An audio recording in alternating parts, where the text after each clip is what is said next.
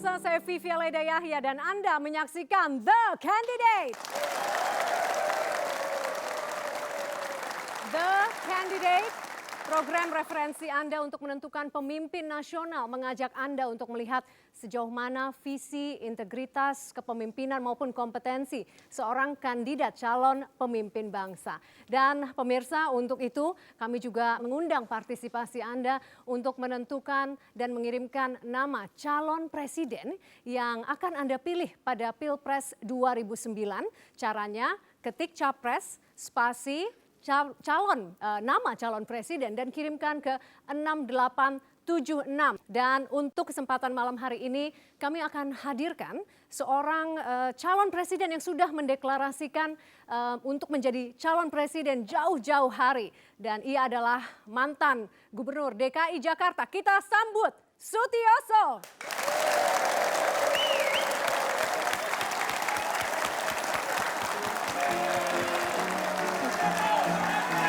Selamat malam Bang Yos, apa kabar?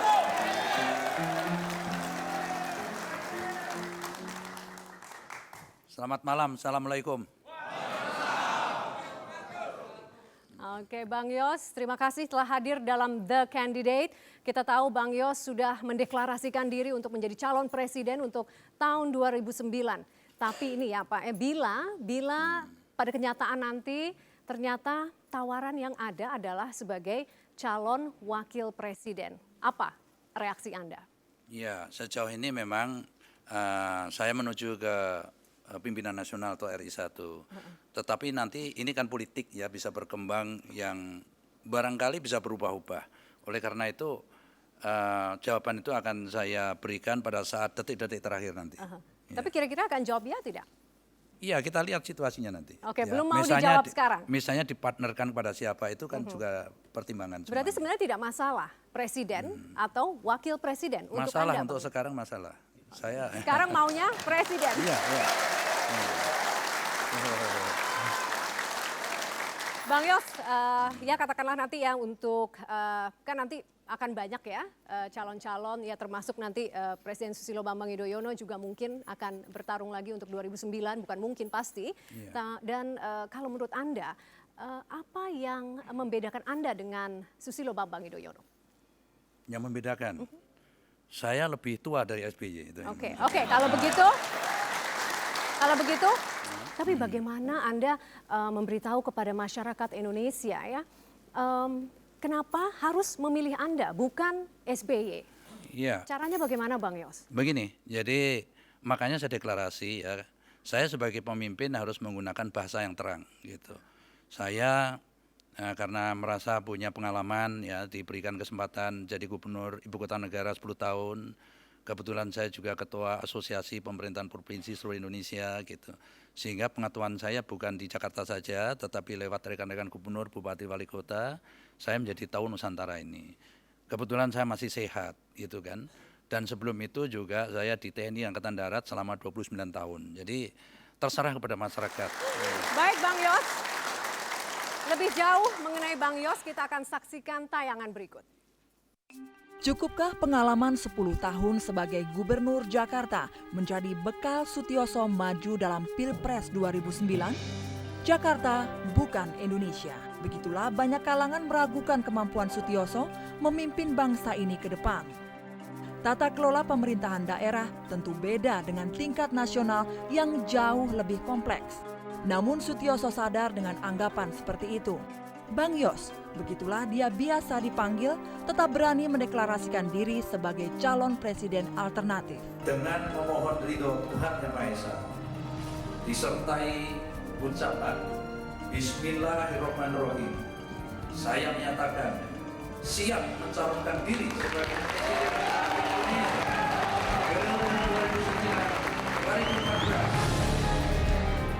Mantan Gubernur Jakarta Sutiyoso lahir di Semarang pada tanggal 6 Desember 1944. Latar belakangnya sebagai tentara membuat Bang Yos tak takut membuat kebijakan yang kontroversial. Ketika Bang Yos meluncurkan sistem angkutan massal bus Transjakarta atau lebih populer disebut busway, banyak kalangan yang kontra.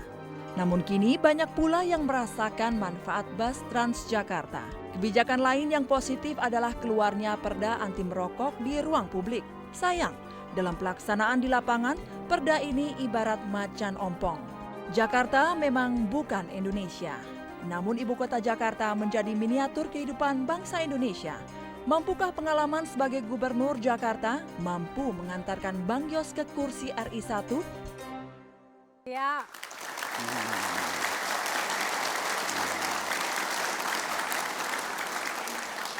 Ya pemirsa, tetaplah bersama kami, The Candidate segera kembali.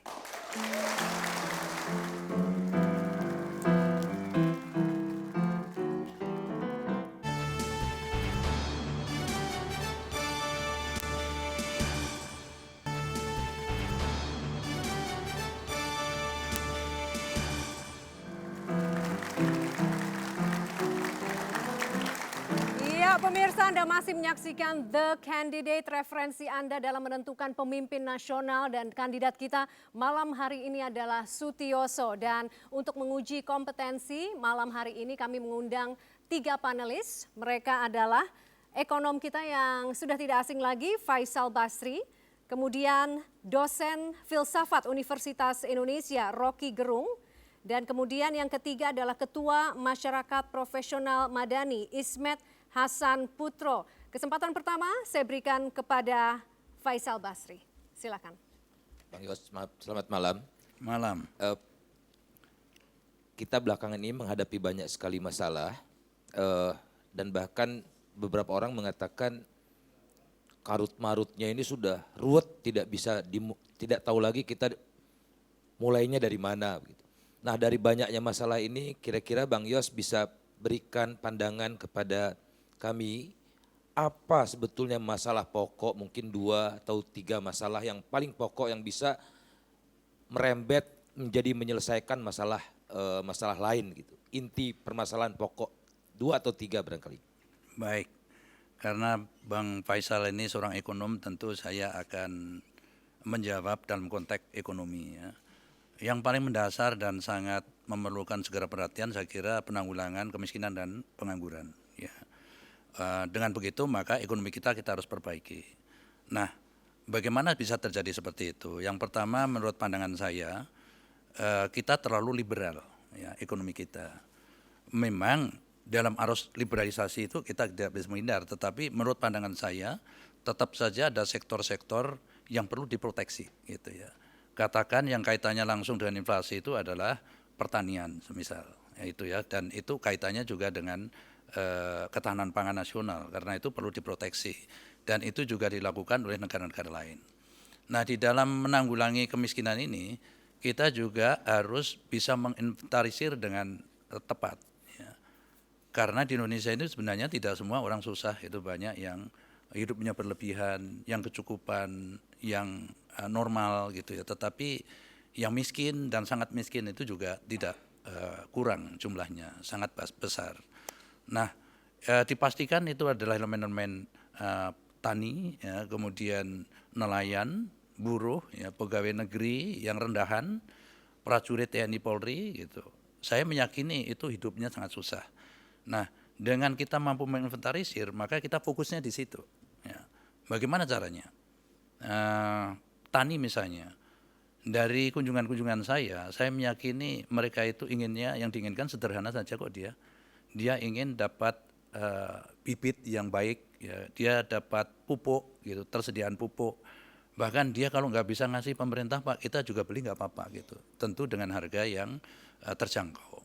Kemudian yang paling penting lagi, kita juga harus bisa memberikan teknologi yang tepat guna untuk pertanian. Dan yang justru puncaknya paling penting adalah pemerintah dalam ini Bulog harus mampu mengatur harga gitu. Jangan nanti dia panen dibeli harga yang tidak memadai. Para petani lewat koperasi bisa kita sediakan kapal-kapal penangkap ikan yang memadai. Gitu. Oke, Bang Yos. Gitu. Pak Faisal puas dengan jawaban Bang Yos? Kalau kita lihat bahwa negeri kita ini tadi persoalan kemiskinan, pengangguran, oke, sepakat. Kalau kita lihat selama ini mungkin titik berat kita terlalu ke darat. Padahal luas Indonesia itu lebih banyak laut. Nah, bagaimana Bang Yos melihat Indonesia ke depan dalam konteks kekayaan laut dan sekaligus mungkin rembet-rembet ke pertahanan keamanan juga. Pertahanan keamanan laut kita menjadi titik berat, atau karena Bang Yos bekas angkatan darat, udah orientasinya darat saja, atau bagaimana? Ya, saya setuju dengan Bung Faisal Basri ya, bahwa kekayaan kita yang luar biasa di laut itu justru sekarang ini dicuri terus sama orang kan.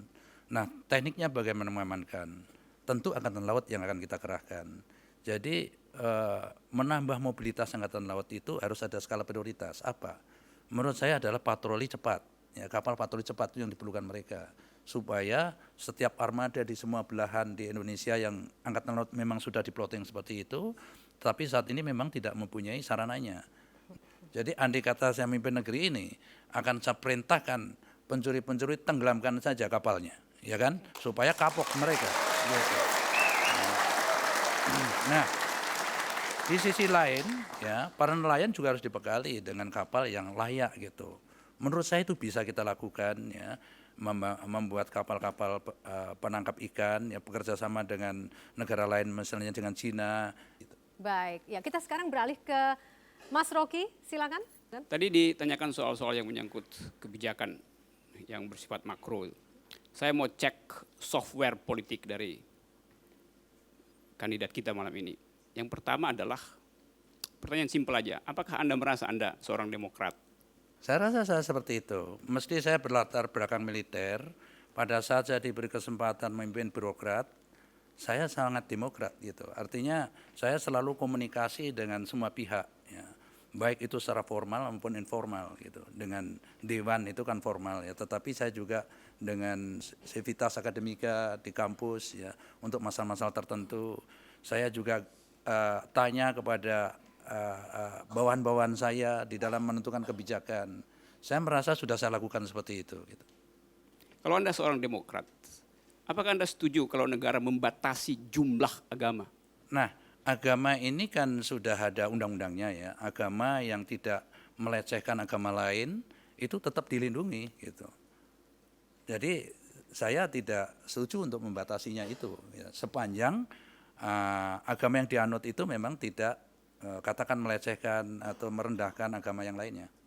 Oke, yang berikut, saya kira setiap orang yang berupaya untuk menjalankan Indonesia 5 tahun ke depan akan berhadapan dengan dua isu ini. Isu sosioekonomi dan isu kebudayaan. Isu sosioekonomi tadi isu soal energi dan pangan. Isu kebudayaan adalah isu ketegangan antar golongan. Saya ingin tahu kira-kira Anda punya kiat apa atau strategi apa untuk menangani soal ini? Pemimpin di Indonesia itu di tingkat manapun itu ya, tingkat manapun itu apakah dia lurah sampai ke tertinggi presiden, harus sadar memang negeri kita ini negeri yang diciptakan sangat majemuk gitu ya. Sukunya banyak sekali, suku itu membawa adat istiadat kebudayaan yang berbeda-beda, termasuk bahasa. Ya, kemudian agama juga bermacam-macam di Indonesia ini. Jadi sangat heterogen gitu. Jadi seorang pemimpin harus sadar itu, bahwa dia harus bisa menyatukan perbedaan-perbedaan itu tadi. Saya untuk perbedaan itu yang selalu menjadi konflik itu sebenarnya ada dua ya, dari kata-kata sara itu ya, bahasa populernya itu ada dua yang paling rawan. Satu agama, dua adalah etnis gitu. Nah, agama ini saya mendirikan namanya FKKUB dulu, Forum Konsultasi Komunikasi Umat Beragama. Jadi pimpinan-pimpinan agama dari berbeda-beda agama itu membuat satu forum. Dan itu saya fasilitasi komunikasi, saya fasilitasi sekretariat gitu. Supaya mereka terus membaca, adakah percikan-percikan itu di Jakarta gitu. Sayang sekali kita harus break, tapi sekali lagi tadi jawabannya berkaca pada Jakarta. Tapi kita lihat saja nanti bagaimana implementasinya kalau untuk Indonesia. Pemirsa tetaplah bersama kami, The Candidate segera kembali.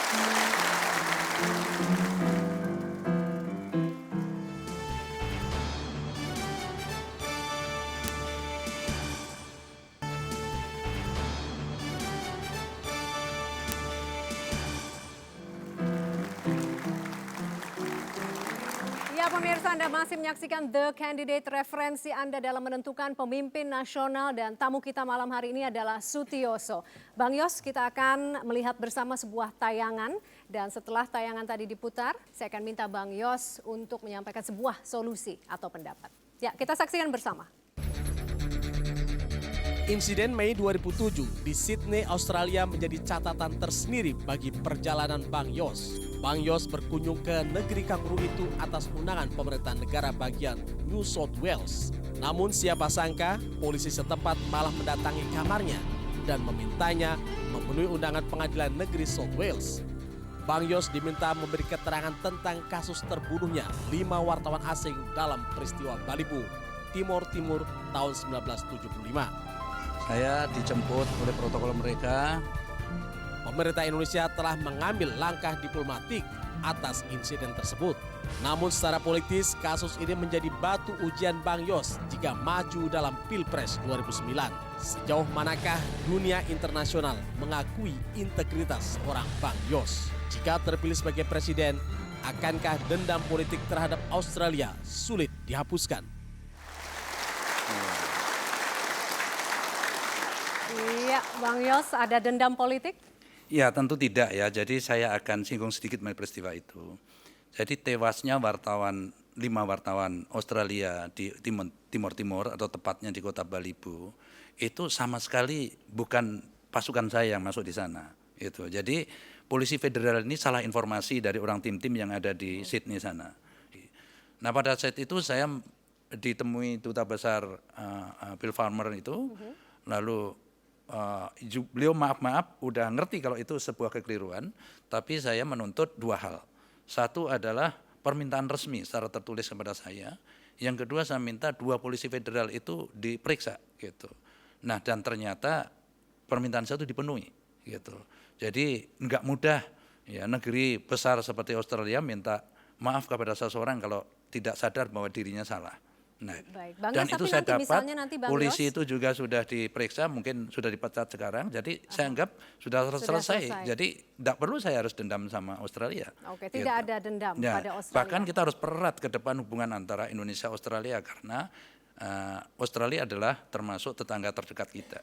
Baik, jadi sudah selesai ya Bang Sudah Yos selesai ya? dan tidak ada hubungannya dengan saya. Oke, itu sudah selesai, tapi yang ini belum selesai. Kita akan lihat pemirsa, pertanyaan pemirsa secara langsung, silakan.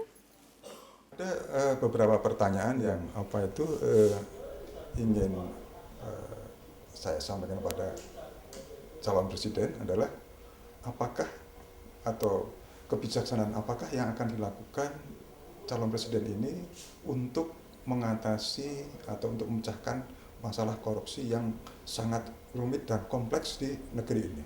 Ini merupakan salah satu masalah yang mendesak karena ini sangat mengganggu kehidupan politik, sosial, ekonomi, dan sebagainya di dalam kehidupan kita. Ya, Ya. silakan Bang Yos. Oke. Saya kira masalah korupsi itu adalah termasuk tuntutan reformasi. Jadi kita harus melakukannya secara sungguh-sungguh. Dalam tingkat provinsi saya sudah melakukan itu, dan dalam tingkat nasional menurut pandangan saya, apa yang dilakukan pemerintah sekarang ini sudah baik. Ke depan sebuah pemerintahan penggantinya, satu kasus itu hendaknya ditangani satu lembaga saja. Ya gitu. Nah, menurut pandangan saya karena KPK ini sudah nyata-nyata efektif, maka bagaimana memperdayakan yang lebih efektif dan efisien lagi. Dengan menciutkan lembaga mengenai korupsi, maka efisiensi negara juga bisa kita tekan untuk ongkos itu. Gitu. Tetapi kewenangan dan kekuatan di dalamnya harus diperkuat. Termasuk KPK mungkin ada di daerah-daerah gitu, sehingga penanganannya bisa fokus. Ya. Oke, baik. Tepuk tangan untuk Bang Yos. Ya, pemirsa, tetaplah bersama kami. Sesaat lagi Anda dapat menyaksikan Headline News dan The Candidate segera kembali.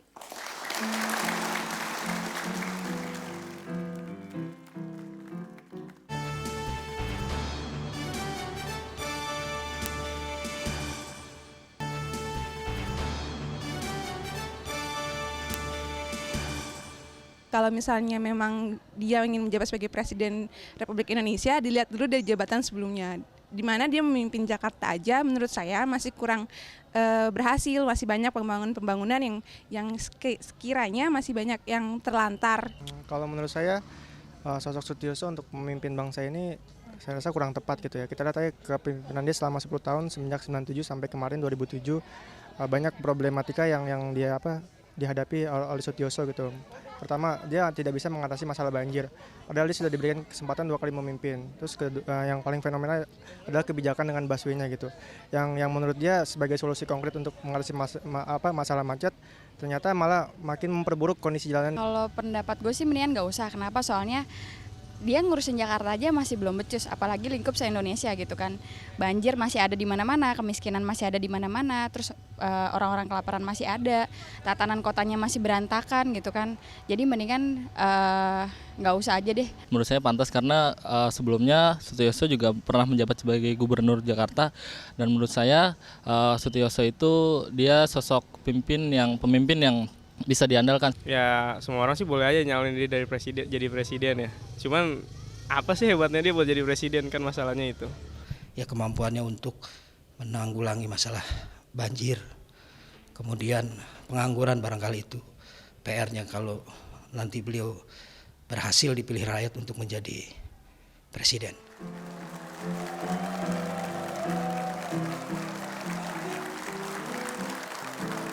Ya, pemirsa, Anda masih menyaksikan The Candidate, referensi Anda dalam menentukan pemimpin nasional, dan kandidat kita malam hari ini adalah Sutioso. Dan berikut saya akan berikan kesempatan kepada Ismet Hasan Putro. Kandidat, ada 2 problem mendasar yang dihadapi oleh bangsa ini.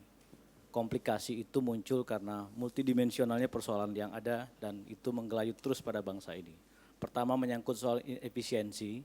Yang kedua menyangkut kepemimpinan yang tidak punya komitmen serius untuk membawa bangsa ini menjadi lebih baik. 2 titik itulah yang membuat kita semakin terpuruk sebagai satu nation, sebagai satu bangsa. Dan yang ingin saya tanyakan kepada Bang Yos, bagaimana Bang Yos mengatasi 2 problem itu tadi? Inefisiensi itu menyangkut tentang bagaimana korupsi begitu menggejalanya dalam kehidupan bangsa ini. Dan kemacetan politik itu seiring juga dengan kemacetan ekonomi. Kalau Bang Yos sulit sekali mengatasi kemacetan di Jakarta, saya pertanyaan kemudian bagaimana Bang Yos mengatasi kemacetan politik dan kemacetan ekonomi yang kemungkinan akan semakin kompleks dihadapi oleh bangsa ini ke depan. Indonesia ini memang terlalu banyak ya partai-partai. Tadinya saya berpikir 2004 itu ada 24, kemudian 2009 akan susut. Ya, ternyata bertambah 10 jadi 34. Nah, oleh karena itu ke depan bagaimanapun harus kita susutkan. Kalau kita menuju ke demokrasi ya, katakan mari kita tengok negara yang mengklaim dirinya paling demokratis, Amerika Serikat. Di sana hanya ada partai namanya Demokrat dan Republik ya, bergantian. Satu berkuasa, satu oposisi. Meski kita tidak mempunyai oposisi, tapi yang penting bahwa kelompokan partai itu juga cukup mengakomodir kelompok-kelompok masyarakat tertentu gitu ya. Dari sisi agama, dari sisi dan lain-lain itu akan terakomodir di situ. Mungkin 3 seperti dulu juga terlalu sedikit ya. Tetapi menurut pandangan saya sekitar 10 itu sudah cukup ya. Nah, karena logikanya semakin banyak mereka berkelompok, potensi konfliknya juga lebih tinggi ya. Mereka juga akan memperjuangkan aspirasi masing-masing ya, sehingga tidak bisa menyatu secara fokus gitu. Nah, hubungan antara eksekutif dengan legislatif juga saya rasakan selama 10 tahun ya. Kalau dulu superiornya di eksekutif, sekarang sepertinya terbalik, walaupun undang-undang kita tidak seperti itu sebuah kenyataan ya, sehingga masalah budgeting juga terhambat ya, karena hak budgeting ada di legislatif. Dengan berbagai alasan ini menjadi terhambat karena ada kepentingan juga partai di dalamnya. Jadi saya mengamini apa yang dikatakan beliau, jadi ke depan ini harus bisa kita selesaikan. Karena itu ya, kita harus melakukan juga namanya reformasi administrasi negara gitu. Saya meyakini bahwa masih banyak sekali bukan tingkat pusat saja atau tingkat masalah hubungan eksekutif dan legislatif, tapi masih banyak aturan-aturan yang saling tumpang tindih ya, antara pemerintahan yang jiwa dan semangatnya sentralistik, kemudian setelah reformasi desentralistik, itu pun tidak terwujud gitu, karena mereka bertahan dengan undang-undang yang lahir sebelum reformasi. Sementara undang-undang otonomi daerah adalah setelah reformasi dan jiwa dan semangatnya berbeda. Di sini sentralistik, di sini desentralistik.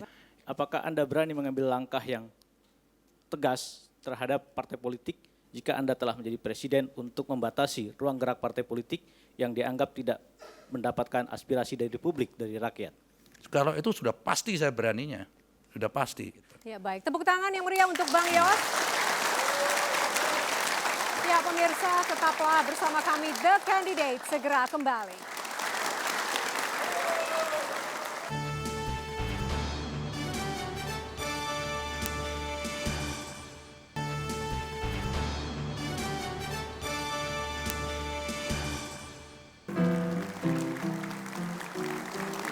Ya pemirsa, Anda masih menyaksikan The Candidate, referensi Anda dalam menentukan pemimpin nasional, dan tamu kita malam hari ini adalah Sutioso. Ya baik, dan kesempatan berikutnya saya berikan kepada audiens yang ada di studio, silakan. Baik, Assalamualaikum warahmatullahi wabarakatuh. Waalaikumsalam. Salah satu masalah yang ada di negeri ini, dalam hal ini kepemimpinan, adalah masalah ketegasan dan ketidakberpihakan kepada rakyat. Oke lah, kalaupun ada yang mengatakan bahwa Bang Yos berhasil dalam 2 periode menjadi gubernur Jakarta, tapi saya melihat ada 2 indikasi juga yang tidak berhasil gitu. Pertama, ketidakberpihakan kepada rakyat, dan kedua cenderung membela pihak-pihak yang hanya menguntungkan sebagian pihak. Misalnya, ada PKL-PKL kecil, itu digusur dengan alasan tidak indah katanya. Tapi ada juga beberapa SPBU yang jelas-jelas itu dia ada titik hijau, tapi tidak berani disentuh, digenggugat setelah sekian lama. Kedua, misalnya masalah investasi, kita tahu bahwa perputaran keuangan juga salah satu pentingnya adalah dari UKM kecil gitu. Tapi itu tidak diberi ruang, bahkan cenderung dieliminasi. Sedangkan kebanyakan misalnya di Jakarta, mal-mal besar begitu banyak berdiri, bahkan kalau nggak salah akan ada 16 mal lagi yang akan dibangun di Jakarta yang sudah macet seperti ini. Apakah Bang Yos ini bisa selanjutnya nanti jadi pemimpin Indonesia, berpihak kepada rakyat kecil, lalu kemudian bisa berani menyatakan tidak kepada pihak-pihak yang tidak menguntungkan bangsa Indonesia? Jadi orang menilai seseorang itu ya, itu pastilah sangat subjektif kan. Nggak bisa yang objektif, apalagi kenal masalah saja tidak. Ya pasti kan pandangannya dari sisi sana, bukan dari sini ya. Apakah betul saya itu tidak berpihak ke masyarakat? Ya, kalau saya misalnya menggratiskan sekolah ya sampai SMA, menggratiskan berobat untuk orang miskin, saya sebar duit dalam arti pinjaman tanpa bunga di kelurahan-kelurahan, itu yang bergulir sudah mendekati 1 triliun, sehingga daya beli masyarakat naik. Ya, saya bikinkan rumah yang kita gusur di rumah-rumah susun secara bertahap. Namun demikian kita harus akui bahwa Jakarta ini masalahnya sangat complicated, bukan sederhana seperti kacamata beliau tadi. Ya, di sini ini urbanisasi terus datang, dan setahun itu jumlahnya tidak sedikit, 250.000 orang, dan itu pasti penyandang masalah sosial semua. Begitu di Jakarta, apa kita biarkan kalau jualan di jalan-jalan protokol? Dan pasti kita harus tertibkan. Ya, sejak saya sebelum lengser dari gubernur, SPBU di Jalur Hijau sudah saya jadwalkan. Saya persilakan ke audiens berikutnya, silakan. Baik, terima kasih. Berhubungan dengan Undang-Undang Otonomi, maka kewenangan itu ada di daerah. Menurut Bang Yos, nanti apabila Bang Yos itu sebagai Presiden Republik ini, apa yang harus Anda lakukan supaya nanti pemerataan itu juga bisa bergeser ke daerah lain, sesuai, tapi tidak menabrak undang-undang seperti yang tadi Bang Yos jelaskan. Itu yang pertama. Ya, yang kedua, negeri ini sangat luas. Tadi sudah ditanya soal pencurian, gitu. Apa konsep Bang Yos tentang menjaga Republik ini supaya tidak dimasuki oleh pencuri-pencuri itu, seperti itu dan seperti itu terus? Terima kasih. Ya. Yang pertama ya, mengenai masalah otonomi daerah ya. Saya ini kebetulan ya mungkin satu-satunya gubernur di Indonesia, bahkan mungkin di dunia ya, yang selama menjabat gubernur mengalami 5 kali presidennya ganti. Ya, saya pun record ya dari presiden pemerintahan ke pemerintahan. Umumnya ya pemerintahan itu selalu saja sentralistik. Padahal sejak lahir sejak digulirkan reformasi, kemudian TAP MPR keluar, kemudian Undang-Undang Otonomi Daerah dikeluarkan, udah jelas itu jiwa dan semangat desentralisasi, artinya kewenangan itu diturunkan ke bawah, kecuali 6 kewenangan yang masih ditangani pusat, pertahanan, keamanan, fiskal moneter, hukum, politik luar negeri, dan agama. Selebihnya harus ke daerah, daerah mana itu tingkat 2 ya untuk seluruh Indonesia, kecuali Jakarta di tingkat 1. Tapi pelaksanaannya justru kewenangan sudah ada di daerah itu malah diambilin lagi. Karena kewenangannya di atas, udah dipastikan anggaran juga di atas. Nah lalu daerah ini hanya menyandarkan pembangunan dengan APBD mereka yang kecil-kecil itu tadi. Kecil pun tidak terserap habis. Mengapa tidak terserap habis? Karena administrasi keuangan kita juga bertele-tele. Karena minim itu pun tidak terserap, karena itu tidak ada pembangunan di daerah. Karena tidak ada pembangunan di daerah, tidak ada kehidupan. Maka terjadi urbanisasi besar-besaran di kota besar. Yang berikutnya ya ada Mbak Tika Bisono, silakan. Nah, saya mengikuti dari sejak zaman Gubernur Pak Ali Sadikin almarhum ya. Nah, menurut saya yang paling oke banget performance levelnya itu adalah zaman beliau ya. Setelah itu performance dari kegubernuran di DKI itu terus menurun gitu ya. Tentunya indikatornya banyak ya Bapak, indikatornya banyak. Berkaca dari performance sebagai gubernur, bagaimana Bapak yakin bahwa bisa menjadi pemimpin negara yang namanya Indonesia? Ya. Baik, terima kasih Mbak Tika. Ya, silakan Bang Yos. Ya.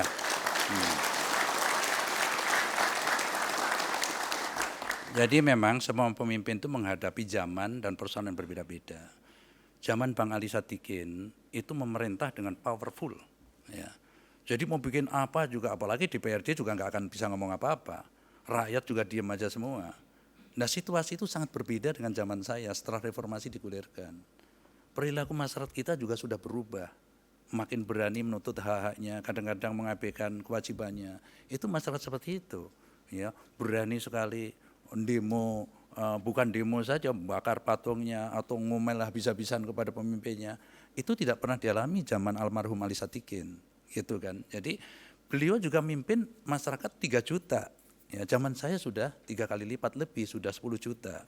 Jadi persoalannya sudah berbeda-beda gitu ya. Ini supaya maksud saya tidak bisa membandingkan antara pemimpin satu dengan pemimpin yang lain pada zaman yang berbeda gitu. Nah, itu tadi, jadi ada masalah-masalah di Jakarta yang tidak bisa atau tidak mungkin diselesaikan oleh Jakarta sendiri. Caranya menyelesaikan gimana? Beri kehidupan di daerah-daerah.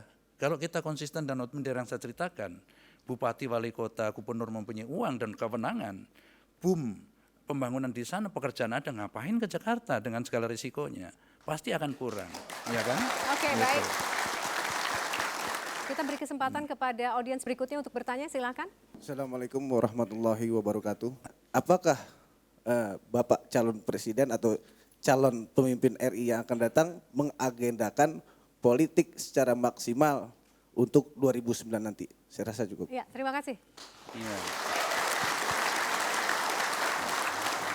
Saya kira ya pertanyaan itu masih mengkait dengan pertanyaan beliau bahwa banyak aturan-aturan pemerintah, apakah itu undang-undang, ya, apakah itu undang-undang sektoral dari departemen, apakah itu peraturan pemerintah, apakah itu perda, yang saling tumpang tindih itu banyak sekali, gitu ya. Kalau ini level nasionalnya itu terjadi dan itu harus kita luruskan. Yang saya katakan tadi, kita harus berani melakukan reformasi administrasi negara pada saatnya. Lembaga-lembaga yang dianggap itu overlap urusannya kita satukan. Contoh pandangan saya ya, antara Kementerian Perdagangan dan Industri semisal, itu menurut saya satu atap saja. Kalau enggak selalu saja ada konflik interest antar departemen itu, ya kan? Ini minta ini diproteksi, perdagangan mungkin tidak mau seperti itu dan lain sebagainya. Ini contoh sederhana saja. KPK dan unsur-unsur lain menangani korupsi itu contoh berikutnya kan sudah saya katakan.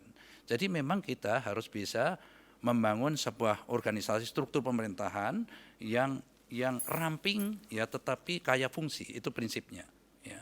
Dan di dalamnya harus the right man on the right place. Jadi orang yang benar-benar punya kapasitas untuk mengemban tugas-tugas itu gitu. Ya, baik. Tepuk tangan yang meriah untuk Bang Yos. Ya pemirsa, tetaplah bersama kami The Candidate, segera kembali.